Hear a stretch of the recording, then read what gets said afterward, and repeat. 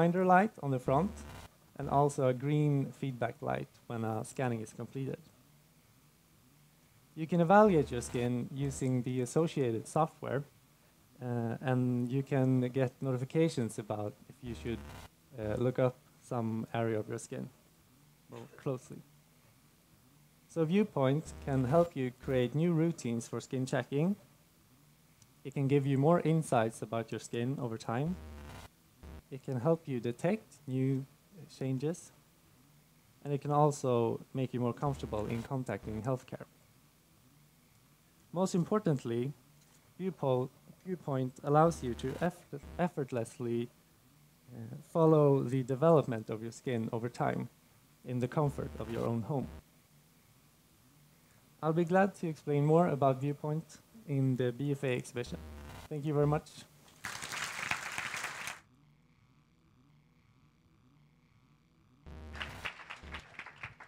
Thank you. Now it's your turn to sign the wall.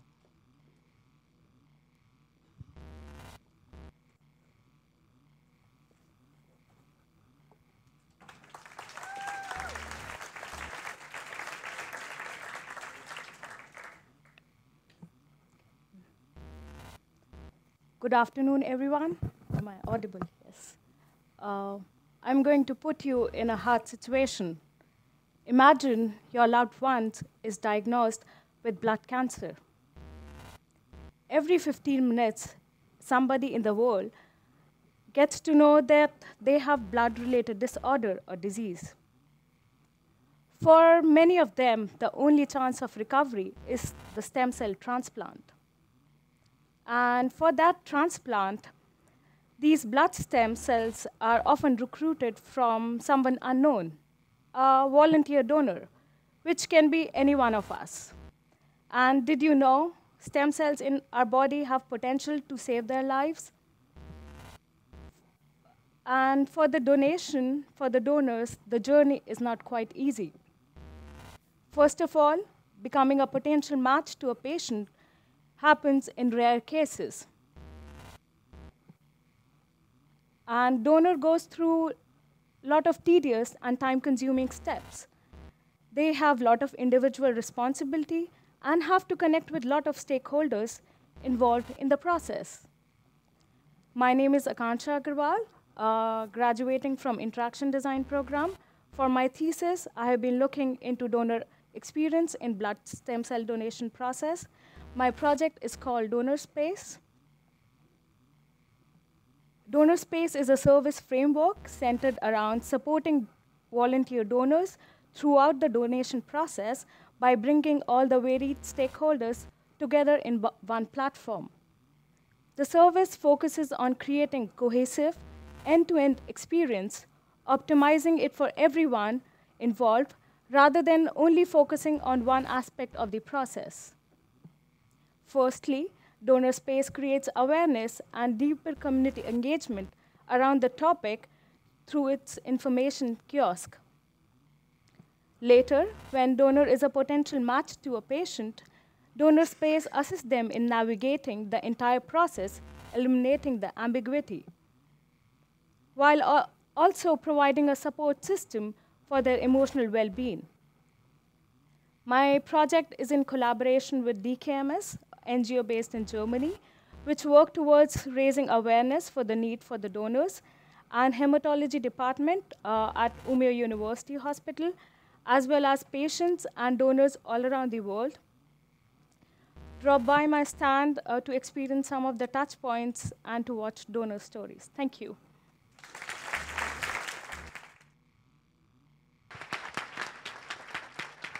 Thank you, Akansha. Your turn to sign.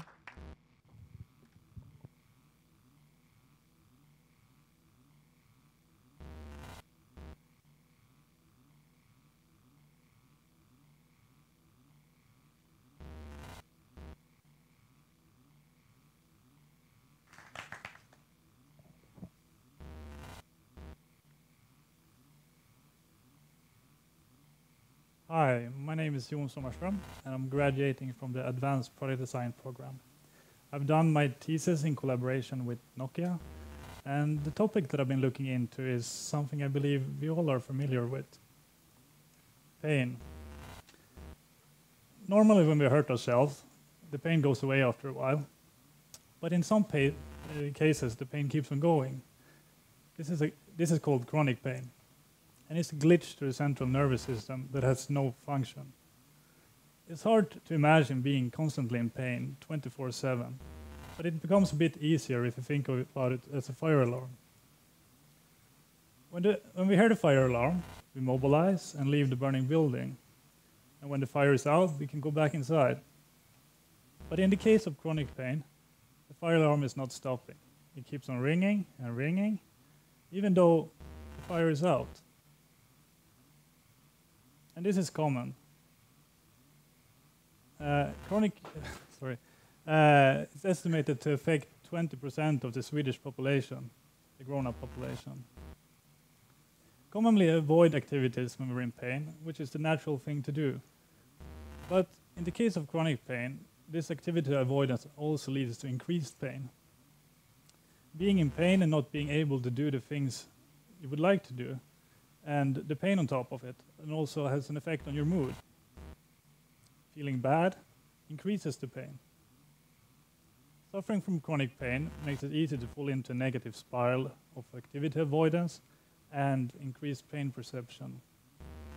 For my thesis, I've decided to explore how we could break these spirals, and by that make it easier to cope with pain. This resulted in Muni. Muni analyzes your activity, sleep, and puts this in correlation to your pain. A wearable tracker collects the activity and sleep data and lets the user report their pain levels on a daily basis. With this data, Muni can give customized suggestions on actions that has pain-reducing effects. Muni is provided by your physician when they suspect that you might be suffering from chronic pain, and can also give the care provider a more detailed overview of what has happened since the last appointment and the possibility to evaluate the success of an effect, of a treatment. The Muni ecosystem aims into breaking negative spirals and helping to find faster ways of how to cope with pain. I would love to tell you more about this project, and you can find me on the 3rd floor. Thank you very much, and thank you Nokia, and thank you UID for all the support during the project. Thank you.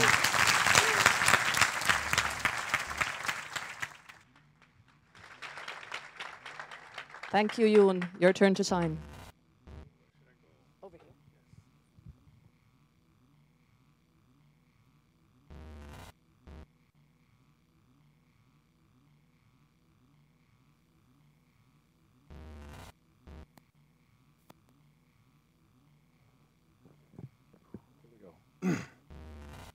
Hello. Imagine traveling the entire world in just 90 minutes at an altitude of 200 kilometers above the Earth and be weightless for that entire period of time. My name is Tyler McDonald, and my thesis topic is about space tourism.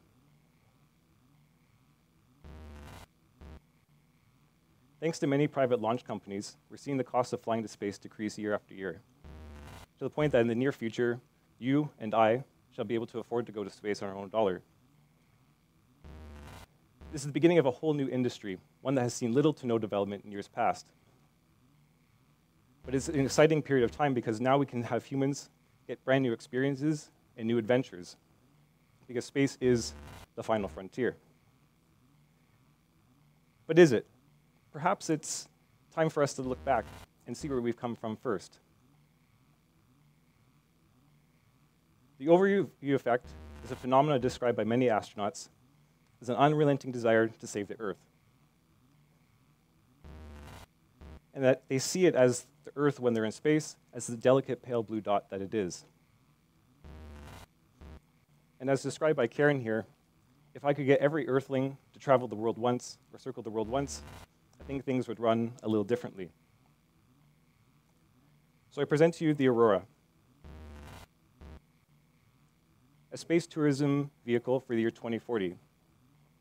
And here is a quick little video describing the experience.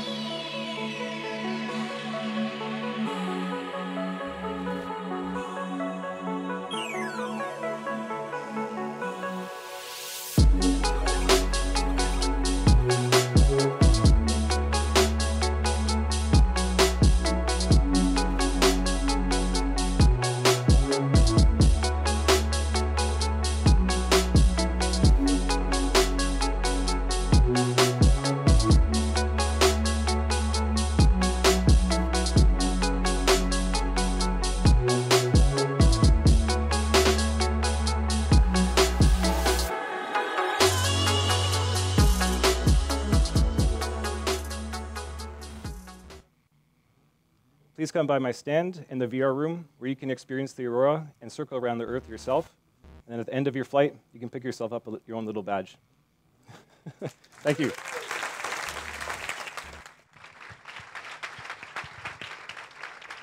Thank you, Tyler. Your turn to sign.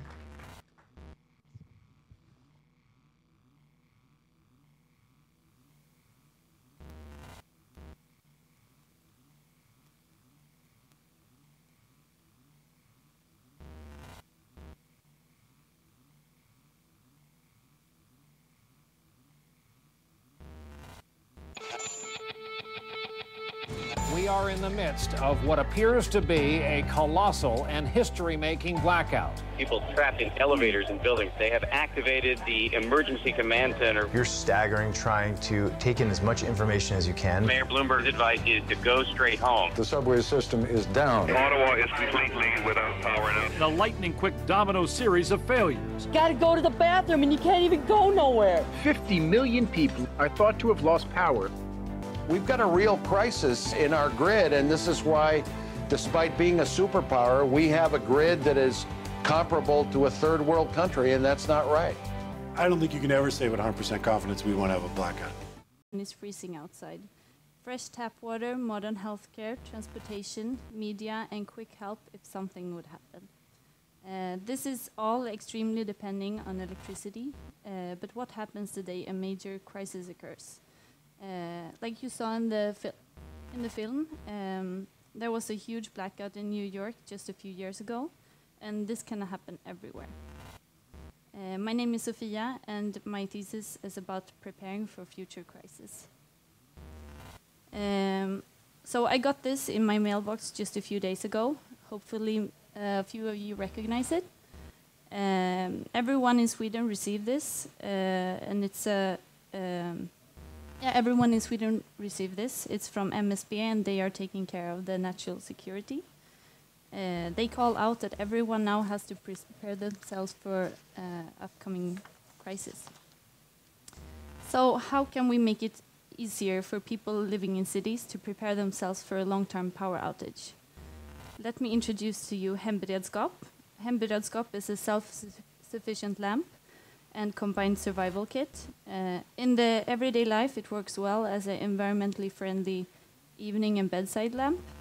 And in the event of a long-term power outage, it will provide you with all the basic survival features. So how does it work? It's powered by the motion energy that is generated when a weight slowly drops to the ground through gravity. It just simply lift the weight by pulling the strap, and then you'll have light for 40 minutes. Inside the weight, there is the rest of the survival products. You have matches, heat blankets, radio that is powered by solar and dynamo, and water bags, water filter, and an emergency cooker. So, if you're curious to know more about Hemberedskap and preparedness at home, please come and visit me in the BA exhibition, and I will tell you more. Thank you.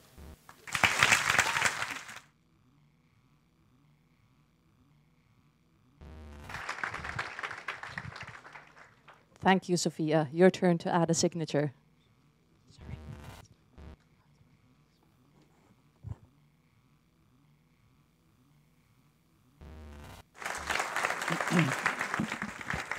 Hey.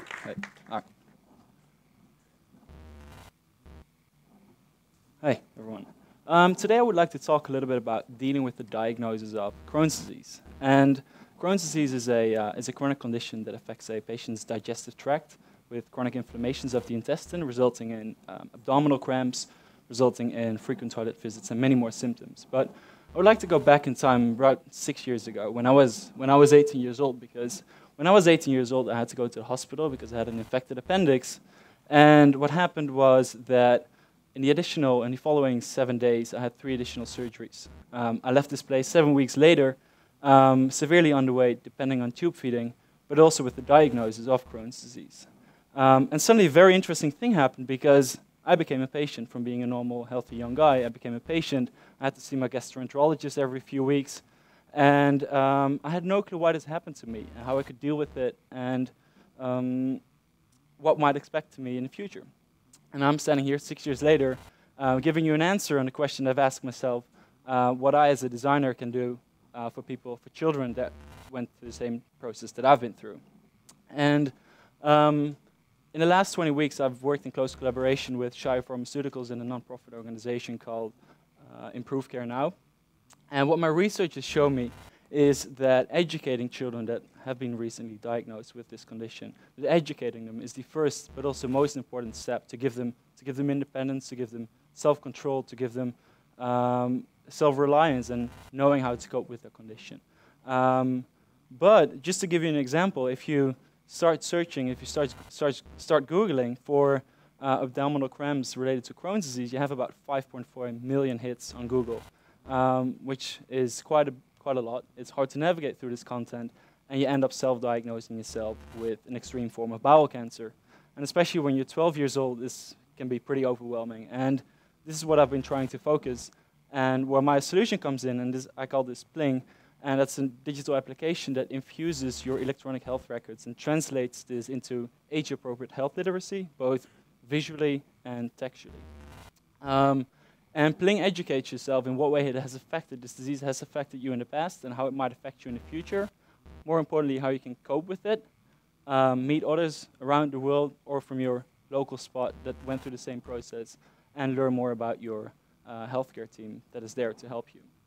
And by breaking up information in smaller chunks, by adding appropriate visual material, by rewarding children after they've gone through this section, I hope to create a more positive, a more optimistic, and a more relatable first encounter when you start educating yourself about the disease you've just been diagnosed with. And I've honestly never been so passionate about this kind of project, and I would honestly like to continue the development of this project. And if you're someone who is as interested in educational technology, I would like you to visit me upstairs and continue the development of this. Thank you.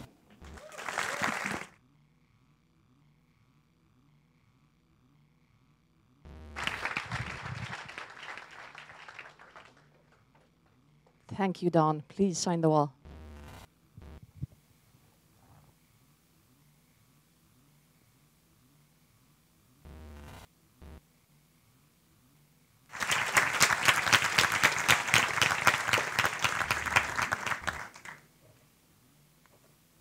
Hello, my name is Andreas. I'm going to give you a quick overview of what I've been doing for my bachelor thesis. My collaboration partner in this project has been Head Snowboards, and the question that I asked were, how can snowboarding become more convenient?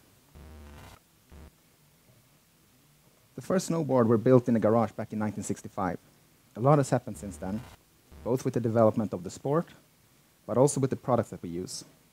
The sport has developed from being exercised in local sled slopes to have multiple disciplines in the Olympic Games. Even though the huge success of the sport, there's still problems around the equipment that we use, and especially with the bindings. I've been snowboarding for more than 20 years, including 4 seasons as an instructor. During those years, I've experienced a lot of problems with bindings, both with my own, but also with my friends, colleagues, and also students that I had. The 2 main problems were the convenience around getting in and out of the binding, and also the durability. After some research, I came to the conclusion that the convenience is the bigger problem. In creating my concept, I was inspired by the history of snowboarding, its culture and heritage, while trying to create something new but yet recognizable. I also found inspiration from the interviews and discussions I had with snowboarders. The interviews were part of my research, where I also looked into different existing bindings, materials, and also ways of strapping on things from other different areas of products.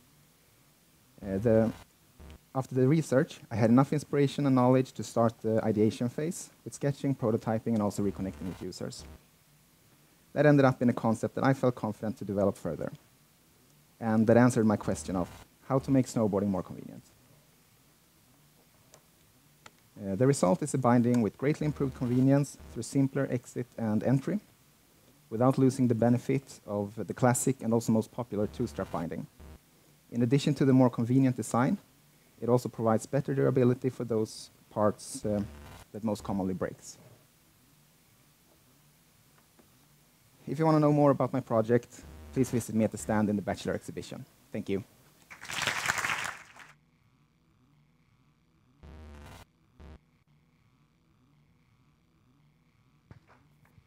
Thank you, Andreas. Please come and sign over here.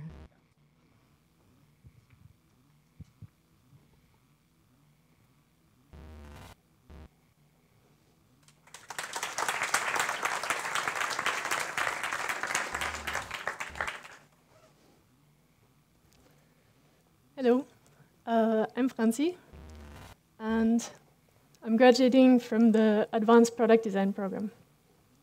And for my master thesis, I've been collaborating with LADA Global Health, and I've been looking into the topic of safe surgery at birth. And more specifically, I've been looking at cesarean section. That is the surgical delivery of a baby through an incision in the mother's abdomen. And it's actually the most common major operation worldwide. But, sorry. But if you have experienced or had a cesarean section, or actually any other kind of surgical intervention, you're actually quite lucky, because 2/3 of the world population do not have access to safe surgery. And one of the reasons for that is that in many low and middle income countries, there simply are not enough people who can provide surgical care. While in Sweden, we have about 1 surgical worker per 1,000 people. In Ethiopia, for example, there is only 1 for 250,000. And during my research, I've actually had the chance to travel to Ethiopia, and I've met quite a lot of experts who are working on this challenge. And I learned that there's actually quite a big government initiative that is aiming to improve access to surgical care and to train a large number of health workers to become surgical providers. But this effort comes with new challenges. The few experienced surgical workers who are operating in the country have to train many, many new ones. And that is tricky because surgical training traditionally works like an apprenticeship. Trainees follow and observe mentors while they work on patients, and then they gradually start to take over tasks and do things themselves. So most of the practical skills are learned directly working with patients.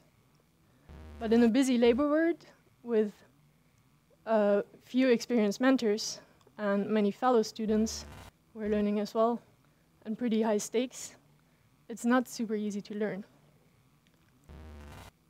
So Mama C is a tool that is designed to help trainees learn and practice the basic steps of a cesarean section before they're doing it on a real patient. Short video sequences played on a smartphone provide step-by-step guidance, while learners can practice hands-on skills and the use of surgical tools on a low-cost model.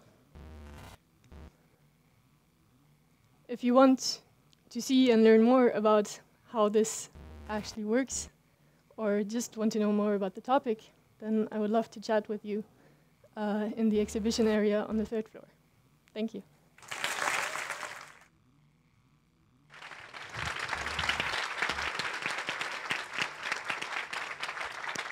Thank you, Franzi. Come and sign here, please.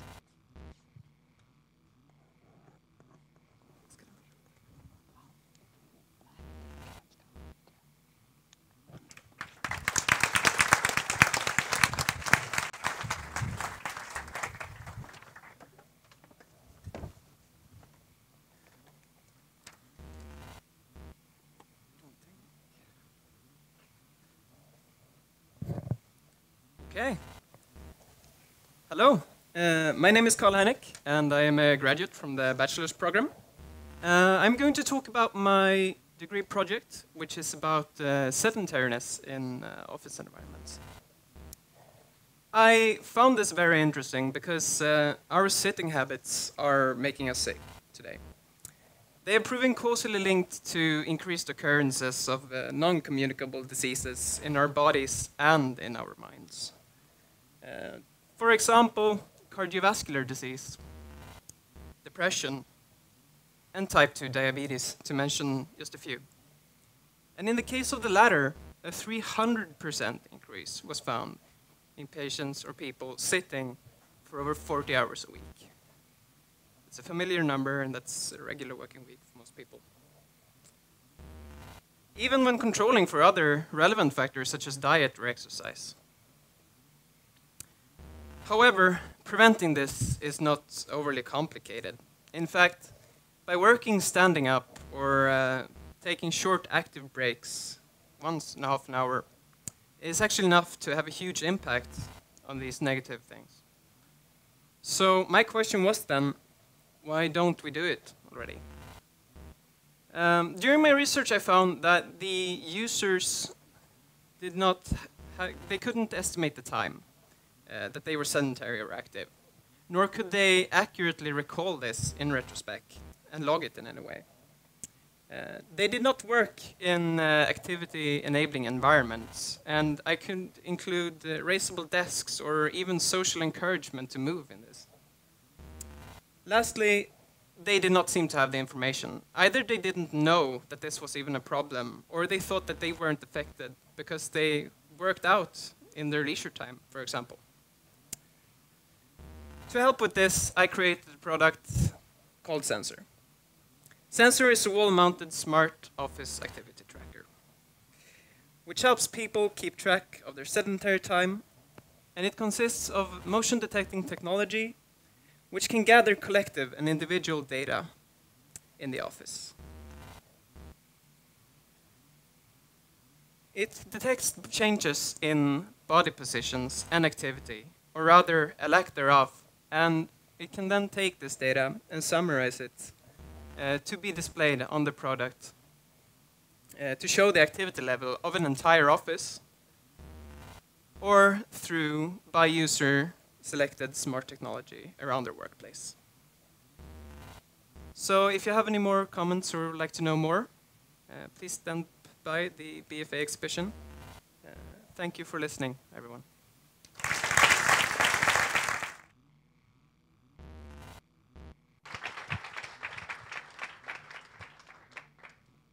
Thank you, Carl. Please come and sign the wall.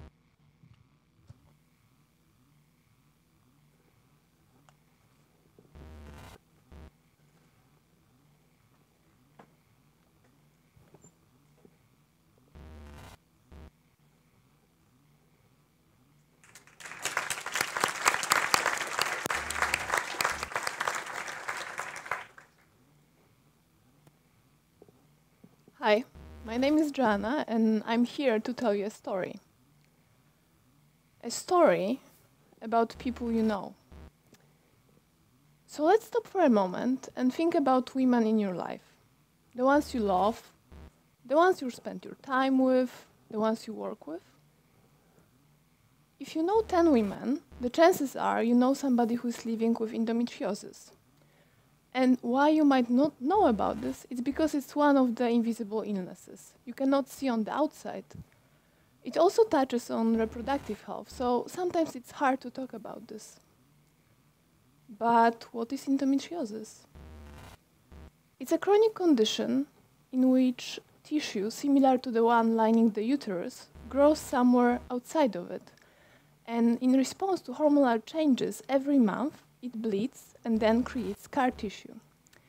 And that can cause pain and inflammation, among other symptoms, which are experienced not only during menstruation, but in some cases every single month, lowering standard of life for those patients. When I did my research, I've learned that almost all patients, just after diagnosis, introduce some lifestyle changes to make the transition time better and to feel better. But half of them is not tracking their condition, making it impossible to know if those changes bring long-term effects. So I've asked, is there a better way to live with a chronic condition? Is there a better way to go to transition time, keeping in mind my best possible quality of life? Let me present VEA. It's your transition kit for a better life with endometriosis. It's a flexible system which empowers girls and women to regain their best possible quality of life with help of physical tracker that allows for inputting data,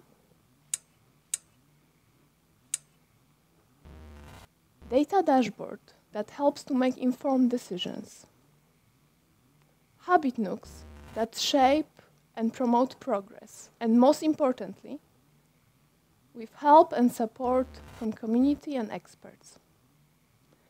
Please come and talk to me if you want to learn more about how we can help women around the globe, including our loved ones, our friends, and our colleagues. Thank you.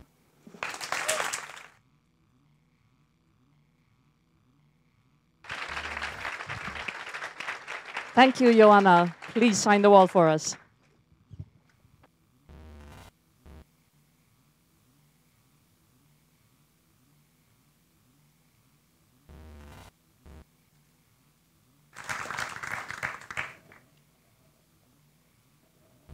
Hello everyone, my name is Eileen Kassing and I'm graduating from the master's program in advanced product design. The last week I spent time on developing a concept to empower rescue divers in collaboration with Dräger Safety from Germany. My focus was on a full-face diving mask, and this is a product that you find on the market right now by Dräger. As you can see, it's pretty complex. It has a lot of elements. And the first thing I did was to talk to the engineers and product managers to get some insights on the product. But what I was lacking was to see how the users actually interact and use this product. So I want to show you a little video so you can get an understanding of the environment.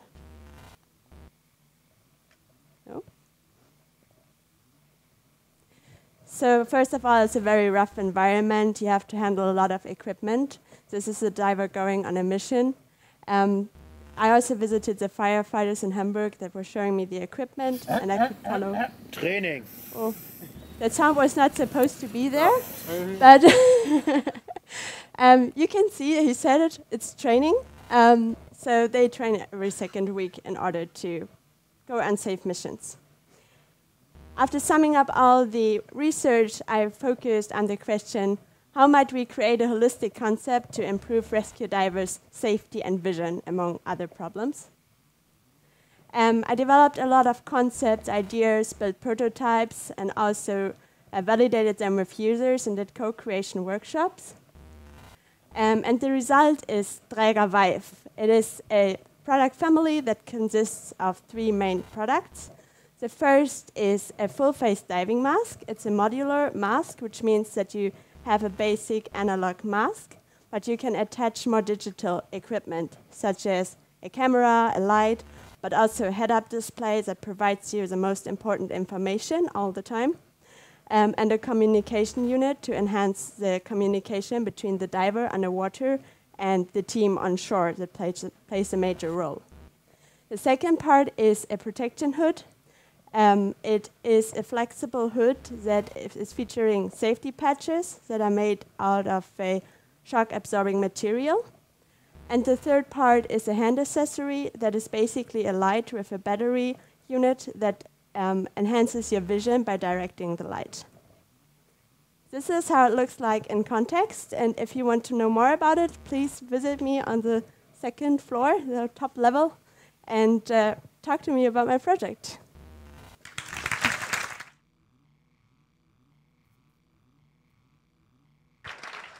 Thank you, Eileen. Please sign the wall.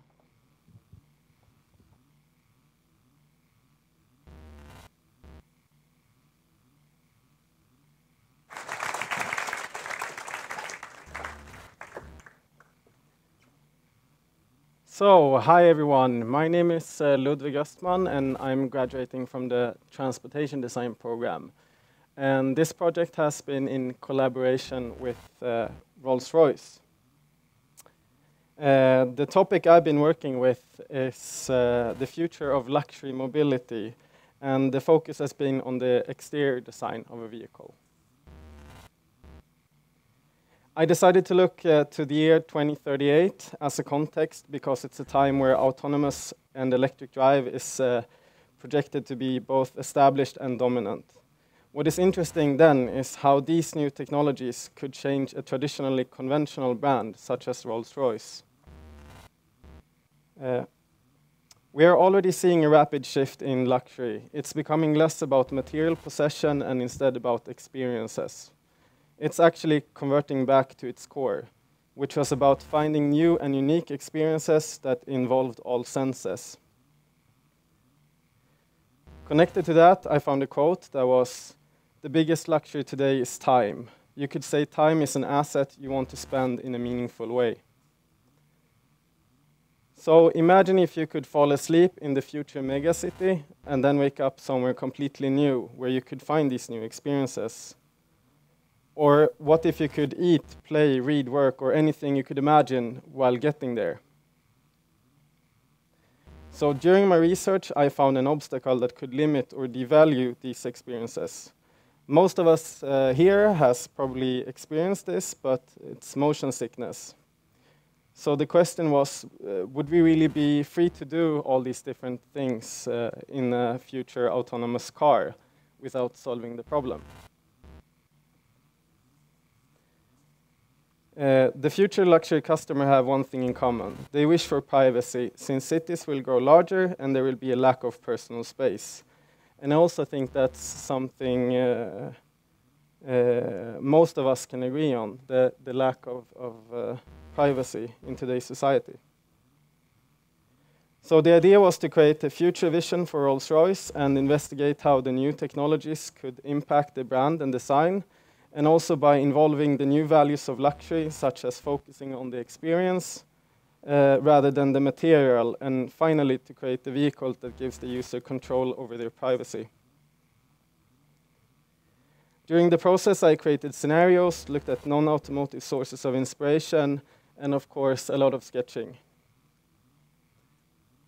The result, Lux Nomad, is a future vision for the brand Rolls-Royce. The name should indicate its purpose. It's a tool for finding new experiences, but that also makes sure that the journey there is meaningful. By mimicking the functionality of a high-speed train, the passenger cabin can tilt separately from the drivetrain platform. This would help limit the possibilities of getting motion sickness, and by doing so, enable new experiences within the vehicle. It also offers its passengers control over the level of insight into the cabin, all depending on the context and user preference. Thank you for listening, and if you want to know more about the project, come and meet at the exhibition.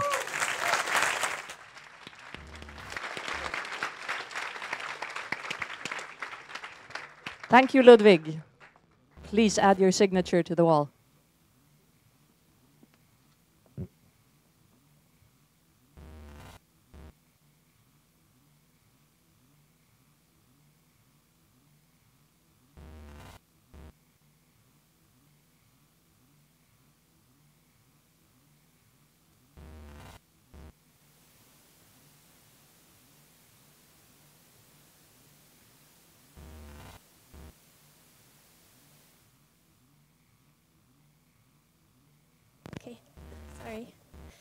I worked on a project based on the UN Global Goals regarding sustainable cities, with focus on access to green spaces.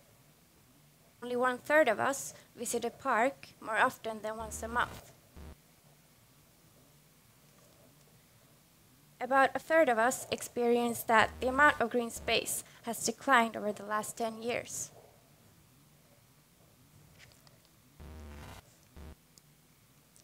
From user interviews and workshops, I extracted the key functions to be able to garden and create a social space adapted to the needs of the user and environment. The project resulted in a set of modular urban garden furniture. In the picture, it's used for creating a shared garden at a courtyard. It could also be used for creating an educational garden or recreational space.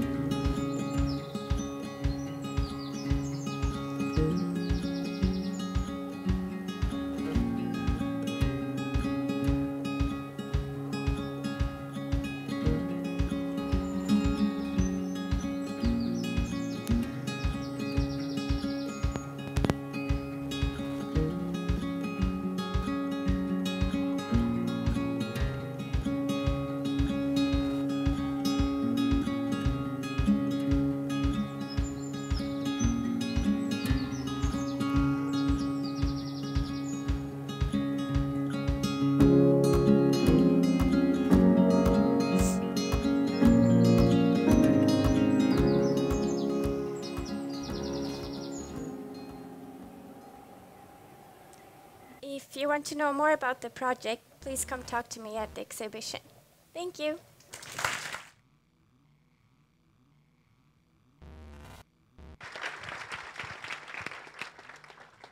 Thank you, Ebba. Please come and sign the wall.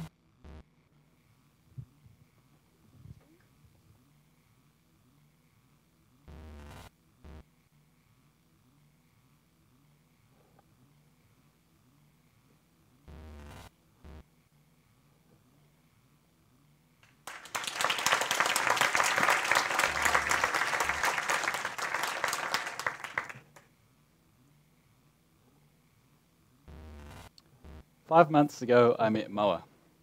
At the time, she was quite shy, always felt tired, and often suffered from headaches. After getting to know her, it turns out she had recently fell off her bike. There we go, on her way to school. Now, at the time, Moa didn't think much about things, but eventually it got worse. Small sounds of someone chewing in the background became frustrating. Sounds that you and I don't really think about were now discomforting. After visiting various doctors, Moa was eventually referred to Nils, a neuropsychologist at a local hospital. Similar to his other patients, it soon became clear that Moa had experienced a concussion, an injury that causes the brain to shake inside the skull, a complex injury that goes far beyond physical symptoms and has the ability to change someone's life or even the sense of who they are. Good afternoon, everyone. My name is James. And for my thesis, I've been asking, how can we better support patients suffering from post-concussion syndrome through rehabilitation? And in Moa's case, how can we reduce the discomfort of noise sensitivity caused by environment or ambient sound? Noise that often becomes so overwhelming, it can aggravate her other symptoms and cause problems such as fatigue or severe headaches.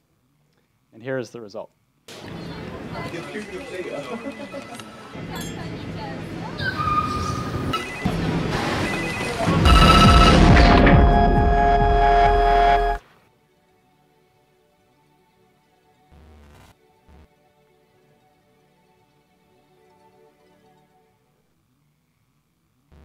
Introducing Relief, a personal audio device that reduces the discomfort of noise sensitivity. Utilizing a flexible system that suits different patient needs and adapts to change throughout long-term rehabilitation. Using a balance of active and passive noise cancellation to learn what sounds are desirable for each patient and establish an individual threshold that slowly increases exposure over time. Allowing medical professionals to better understand how their patients are functioning in the real world, document change, and create tangible results that improves treatment. Giving Moa the benefits of discrete noise cancellation and providing her with a way to talk about her condition with family and friends, or giving Nils more transparency during treatment. Thanks for listening, and you can find me upstairs in the APD section.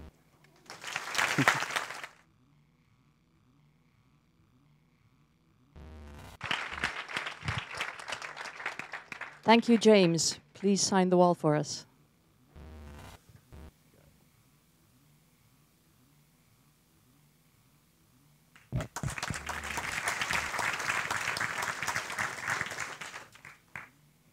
Hi, my name is Antti, and I'm graduating from the Transportation Design program. This is my thesis project called VTREC, The Rise of Mental Transportation. It was done in collaboration with Volkswagen. What is transportation? For most of us, it's obvious that it's a physical movement from A to B. But what it can also be is mental. As a good example, a book. When you read something, you are taken to another time or place. In the future, when users are valuing experiences more than anything else, physical transportation can be seen more as a necessity and not a way to deliver that experience. This is why mental transportation can be a game changer. In the future, due to rapid urbanization, especially young users are becoming more and more disconnected from nature. And the nature can be a place where you don't even have access to, like it is already today in some cases. This sentence sums up the problem quite well. If children lose contact with nature, they won't fight for it. This is why I wanted to create a way that people in these megacities can connect to nature instantly and easy. Volkswagen VTREC aims to give equal access to everyone within these cities to these natural locations. Volkswagen V-Track platforms are located in big cities, in public spaces, and in this image, the user is approaching the platform. At the same time, in nature, these small biomimicry, butterfly-like drones are buzzing around their artificial hive, in which they are maintained and stored. The drone is an avatar for the user, so the user sees everything that the drone sees inside the platform. The user can interact with the environment, and the onboard AI will give information and educate the user about the nature. For an immersive experience, it is important that we trigger basic human senses. And this is why there is also a scent generator inside the platform, so that the user is able to smell also the environment. In this example, the drone is landing on a flower, so the user can smell the flower actually. Because of the gyroscopic structure in the platform, the user is also able to feel all the movements that the drone does, which makes it also fun to use. Volkswagen Mobility Services is divided into two sections, one for daily commuting, which is the physical transportation, and one for the experience, which is the mental transportation. And the users can also take their sense, lighting, video, and audio that they have collected during their journeys in the nature. In my project, I was focusing on the interior, as that's the place where the experience is happening, and the experience was the most important thing. Please find me in the bottom floor in the TD exhibition, and you can also go on a little journey in VR. Thank you.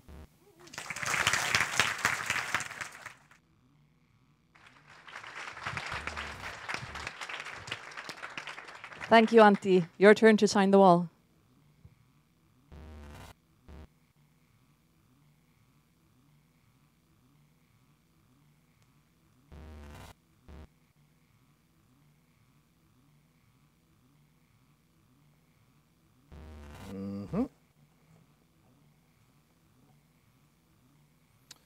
Okay, my name is Shigeo Katsura-Gordon, and I'm from IXD2, and I'll be talking to you about finding a balance in a world full of data. So this guy here took a bunch of Facebook data and sold it to this gentleman here from Cambridge Analytica for about $800,000, and they ran influential campaigns on the US elections. And now Mark Zuckerberg has been put in front of a congressional hearing to defend Facebook's lack of data enforcement. So essentially why I bring this up is, what can we learn? Well, living in a world full of data has consequences. But on the other hand, data does have its benefits. For example, the perfect Spotify list on a Friday evening indoors. Or when you actually get relevant ads. I have a vice for high-end boots, and targeted ads definitely work on me. But our interactions with data are very similar to how terms of services work. You either accept or you decline. Learn to accept the negatives in order to gain access to a service, or forego the positives of the service in order to protect your data. And most of us are going to really want to have the balance of both worlds, minimizing the negatives, optimizing for the positives. And this messy, complex gray area is where design lives and explores. So I created Data Control Box, a critical design prototype aimed at exploring and probing this space. Deployed in contexts like the home, workplace, it allows individuals or groups of people to physically limit their data production by placing a mobile device into its body. And this interaction that creates the opportunity for probing questions like, what features are missing from Data Control Box? And it really yields insights like, how do we prevent location data from automatically being generated despite being inside of Data Control Box? How do we control data shared through multiple touchlights, like Spotify's desktop and mobile interface? And can we design controls that can be easily set and then forgot, yet retain their contextual usefulness? And it's these complex, messy issues that Data Control Box makes apparent for discussion. Now, users of Data Control Box are also encouraged to share these reflections by tweeting to the hashtag #DataControlBox. And these tweets are displayed through a 1.5-inch OLED display. And this allows boxes around the world to become nodes in a larger ongoing discussion about finding balance as part of data in everyday life. And really, I think the strengths of research through design and experiential prototypes like Data Control Box is generating research that participatory design sessions can use. Essentially, it really provides a shift from moving from critical to affirmative. And it would be really amazing to get somebody like Facebook, representatives from the GDPR, and then users in a room to discuss what we can do about data in general. So if you're interested in talking about my prototype, giving it a test, having a discussion about data, or maybe even boots, stop by my booth. I'm Shigeo Ketsuo-Gordon. Thank you very much.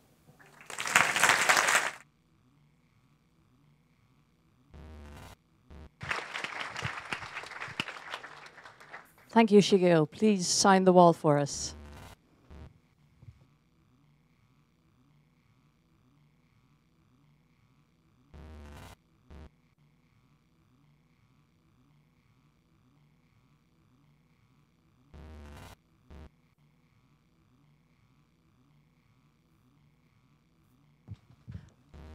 So a big, big thank you to all the students who have presented their work for us. And as one of you enlightened us about, it is actually not good for us to sit down for too long and too much.